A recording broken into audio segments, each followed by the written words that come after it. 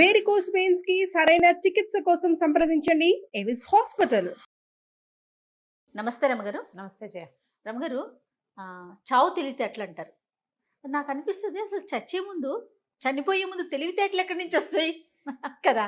ఆ బాధలోనో దుఃఖంలోనో ఉంటారు కదా. నిజంగా చనిపోయే ముందు తెలివితేటలు వస్తాయండి? చావు తెలివితేటలు ప్రదర్శించమాకని చెప్తూ ఉంటారు కదా. చచ్చే ముందు లాస్ట్ మినిట్ లో శరీరానికి ఒక ఉద్రేకం వస్తుంది జయ. ఇప్పుడు ముసలి మూతగా అనుకో, అనారోగ్యము, చచ్చేటప్పుడు ఏముండదు, ప్రాణాలు పోతాయి. ఇప్పుడు కుర్రాడు అనుకో, ఇద్దరో ముగ్గురో వాడిని మట్టుకుని కొట్టేస్తారనుకో, వాడి దెబ్బలు తింటూ గిలగిలాడి తనుకుని ఎలాగైనా బతికేద్దామని చూస్తాడు. నీళ్ళల్లో పడ్డారనుకో, అదే పడిన పాటిగా రాయి పడ్డాడు, రిస్కే మునిగిపోడు వాడు. ఎట్లాగైనా కొట్టుకుని బయటికి రావటం. చచ్చిపోతున్నామని అర్థమైందంటే శరీరం దాన్ని జీవికి శరీరం మీద అపరిమితమైన ప్రేమ ఉంటుంది, దాన్ని ఆడించేస్తుంది, బ్రెయిన్ యాక్టివ్ అయిపోతుంది, ఎలాగైనా తప్పించేసుకోవాలనిపిస్తుంది చావు మీదకి వచ్చినప్పుడు.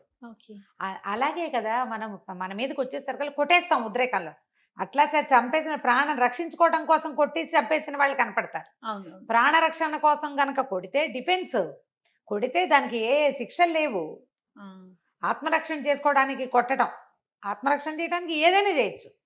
ఈ ఆత్మరక్షణ అనేది ఎప్పుడు వస్తుంది? నేను చచ్చిపోబోతున్నాను అనిపించినప్పుడు అవతల వాళ్ళ పీకి పిసికి చంపేస్తారు. ఈ పిసికి పిట్టలాగా ఉన్నవాడు పెద్ద బలశాలను కూడా కొట్టి చంపేయగలడు. ఆ ప్రాణం పోయే సమయంలో మనుషులకు వచ్చేటువంటి ఉద్రేకం, అదే చావు తెలివి అంటారు. అంతేనా? ఆఖరి ఘడియల్లో ఒక చిత్రమైన కుదుపు వచ్చేస్తుంది లోపల. మనిషికి తెలుస్తుంది అంటారు రమ్మగారు. వెళ్ళిపోబోతున్నాను. ముసలికి ముతక్కి తెలీదు. బలవన్ మరణాలప్పుడు ఇప్పుడు ఊరేసుకోవాలనుకుంటారు. ఆ ఊరేసుకునే వాడికైనా కాళ్ళు చేతులు కొట్టుకుంటాయి, శరీరం రెసిస్ట్ చేస్తుంది, వద్దని చెప్తుంది, వద్దంటుంది. ఎవరైనా మొహమ్మద్ దిండేస్తే చచ్చిపోదాం అని కూర్చోరు. వీడికి చచ్చిపోదామని ఉన్నా కూడా చేతులు ఆటోమేటిక్గా తోసేస్తాయి. వీడు చావుకి రెడీ అయి ఉన్న సినిమాల్లో చూస్తాం, మెడచ్చి కోసే నీ ఇష్టం అని చెప్పడం. అలా ఎవరు చేయరు, అలా జరగదు అసలు. బలవంతంగా అవతల వాడు చేయవలసిందే. కానీ వన్స్ మన మీదకి ఆ కత్తి వచ్చేస్తుంటే ఒక లోపల నుంచి ఒక ఉద్రేకం, ఒక పెనుగులాట వస్తాయి. మరి ఎవరికి వారు ఇప్పుడు ఆత్మహత్యలు చూస్తున్నాం కదా రమ్మగారు, అది ఎలా, ఎంత ధైర్యంగా చేసుకుంటున్నారు? మరి అది మొదలు పెడతారు, కానీ ఆ మొదలు పెట్టేటప్పుడు మానేసే వాళ్ళు 100లో ఉంటారు జయ, చచ్చేవాళ్ళు 10లోనే ఉంటారు. ఆత్మహత్య దాకా వెళ్ళి తిరిగి వచ్చేవాళ్ళు, ఏదైనా తాగేసి నన్ను బతికించండో అని ఏడ్చేవాళ్ళు 100 కాదు 1000లో ఉంటారు. ఏదైనా తాగేసి వాళ్ళే పరిగెత్తుకుంటూ హాస్పిటల్కి వెళ్ళిపోయేవాళ్ళు. నువ్వు చాలా హాస్పిటల్స్లో మేము బందర్లో కూడా చూస్తుంటాడు, కక్కిచ్చేవాళ్ళు, పొడిపి అలా ఉంటాయి. ఏం మరి చచ్చిపోయేవాడు తలిపేసుకుని చచ్చిపోవచ్చుగా, తాగేశాక మరి భయం వచ్చేస్తుంది చచ్చిపోతున్నానని పరిగెత్తుకొచ్చేస్తాడు బయటికి. మనం చూసేవి 10లే, అంతే.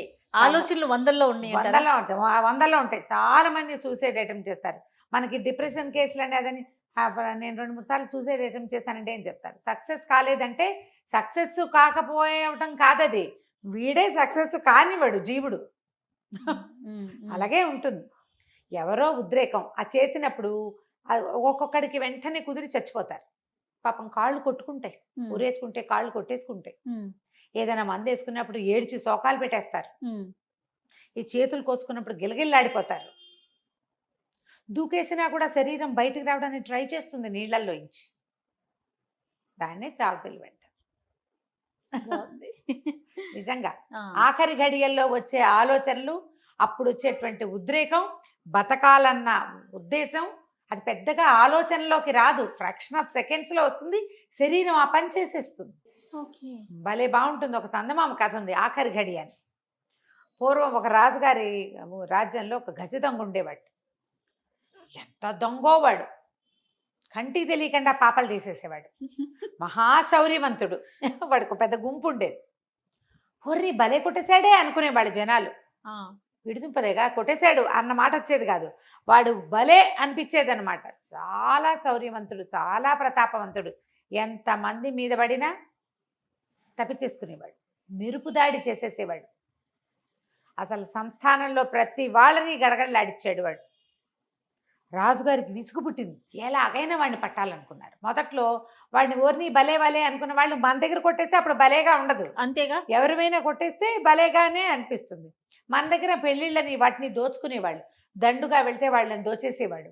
వీళ్ళు మన దాన్ని ఏమంటారు, వ్యాపారపు బిడారులు వెళ్ళేవి కదా, వ్యాపారస్తుల బిడారు, వాటిని దోచేస్తే బిడ్డ పాపతో వీళ్ళు అన్యాయం అయిపోయేవారు, వాడు కొట్టేసేవాడు. ఆ గజ దొంగ వీరోచితమైన దొంగగా మొదట్లో హీరో వర్షిప్ ఉన్నప్పటికీ క్రమంగా జనాలకు వాడంటే విరక్తి పుట్టింది. రాజుగారికి విసుగు పుట్టింది. ఒక పెద్ద దళాన్ని రెడీ చేశారు వాడిని పట్టుకోవటానికి. చాలా రోజులు వెతగ్గా ఎన్నిసార్లు వాడి మీద దాడి చేయగా చిట్ట చివరికి ఒక రోజు వాడు దొరికేశాడు. ఈ మొత్తం ఈ వీటిలలో వీడి దగ్గర ఉన్నది ఏంటంటే ఒక బ్రహ్మాండమైన గుర్రం. అది మహామెరుపు వేగం. ఆ గుర్రం సాయంతో వాడు ఎన్నిసార్లు తప్పించుకున్నాడు. ఎన్నోసార్లు గుర్రము వాడు బాగుండేవాళ్ళు. అయితే ఈ గుర్రాన్ని కూడా పట్టేశారు మన వాళ్ళు సైనికులు. మెరుపు దాడి చేసి గుర్రాన్ని వాడిని పట్టుకున్నారు. రాజుగారు వాడు చేసిన ఫైటింగు అవన్నీ విని ఆయనకి చాలా హీరో వర్షిప్ వచ్చింది. కానీ వాడి మీద వాడు చేసిన దొంగతనాలు, వాడు పెట్టిన ఇబ్బందులు, వాడి కోసం ఎంతమంది సైనికుల్ని ఎన్ని సంవత్సరాల నుంచి తను పోషించవలసి వచ్చింది, ఊళ్ళో ఎందరికీ తన సమాధానం చెప్పవలసి వచ్చింది. ఒక దొంగ దొరకలేదంటే రాజుగారు సమర్థుడు కాదనుకుంటారు. ఇప్పుడు పోలీసులను అంటాం కదా మనం, అప్పట్లో రాజుని అనేవాళ్ళు. ఆయన అవన్నీ తన అవమానాలన్నీ జ్ఞాపకం చేసుకుని వీడిని ఉరిదీయండి బహిరంగంగా, వీడి వల్ల నానా తిప్పలు పడ్డాం, కడుపు మండిపోయి వీడి సంగతి చూడండి అన్నాడు. అనేసరికి వాడిని ఈడ్చుకుపోయారు, జాగ్రత్తగా ఉంచారు. వాడి గుర్రాన్ని అశ్వశాలలో కట్టేశారు. శభాష్. కట్టేసి వీడిని బహిరంగంగా రేపు ఉరి తీస్తున్నామన్నారు. తీసుకొచ్చారు. వాడికి అప్పటిదాకా రాలా. ఎప్పుడైతే ఊరన్నారా ఉరి కాకుండా ఆ రోజు రాత్రి కులాసాగా ఉండి మర్నాడు ఉరికంబానికి తీసుకొస్తుంటే టెన్షన్ పుట్టింది. మొత్తం జనం చేరారు. ఊళ్ళో వాళ్ళంతా వీడిన్నేసి ఇళ్లల్లో కొట్టేశాడు, ఎంతంత డబ్బు, పైగా వాడు ఆ పట్టుకెళ్ళిపోవటంలో ఏమైనా నేల మీద పడినా పట్టించుకునేవాడు కదా, కొన్ని వస్తువులు దొరికేవి, అయినా కూడా పట్టించుకునేవాడు కదా. వాడు డబ్బంతా ఏం చేసేవాడో ఎవడికి తెలియదు. బహిరంగంగా తీసుకొచ్చి నుంచోబెట్టారు. వాడు జనాలు అందరిసరికి ఇంతమంది నన్ను చూడడానికి వచ్చినందుకు నాకు చాలా సంతోషంగా అన్నాడు అని హిహి నవ్వాడు. జనాల్లో ఏ కదలిక రాలా.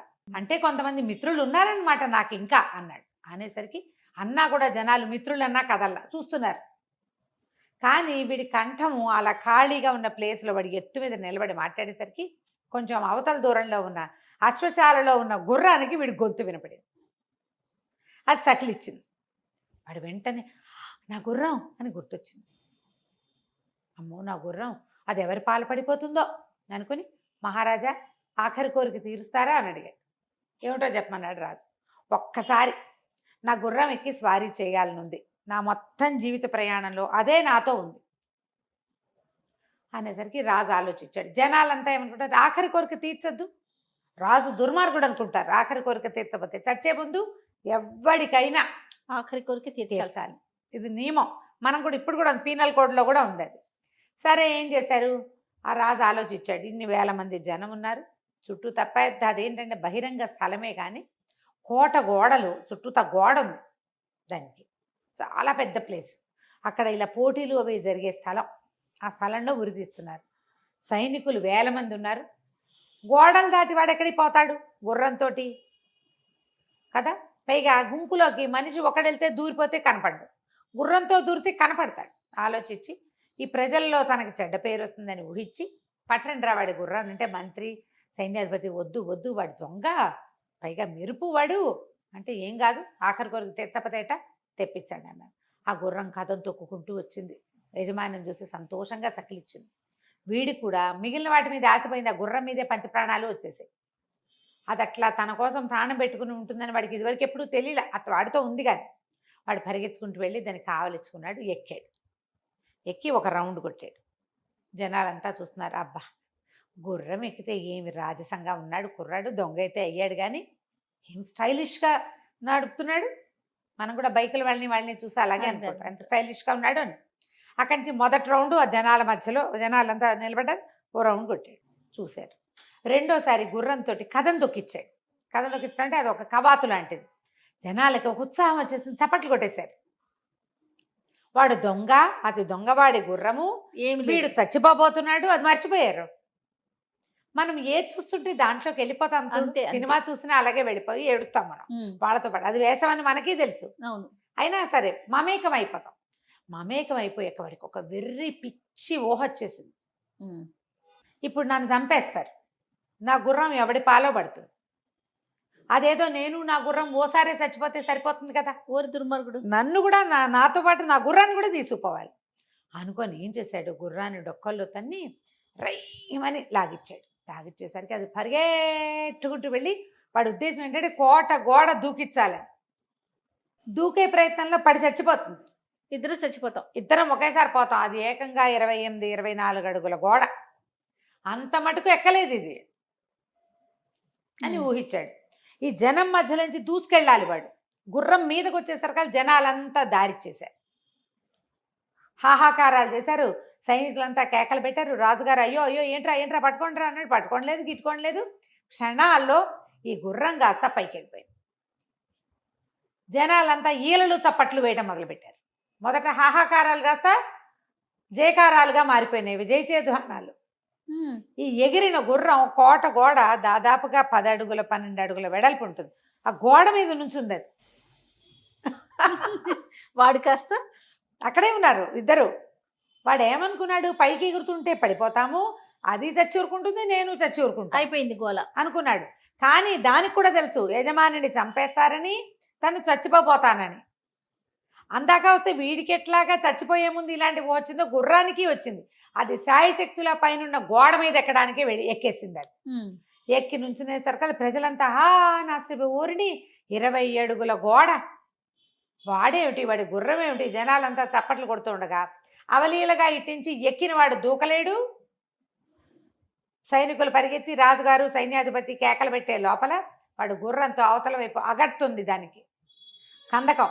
దాన్ని దాటేసి అడవిలో కలిసిపోయాడు. పట్టుకోలేపారు.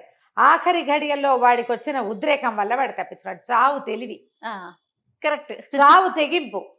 చావు వల్ల మరణాన్ని పక్క నుంచి చూస్తున్నప్పుడు వచ్చే తెగింపు వల్ల వాడు వాడి గుర్రము కూడా ఒక్క దెబ్బతోటి తప్పించేసుకున్నారు.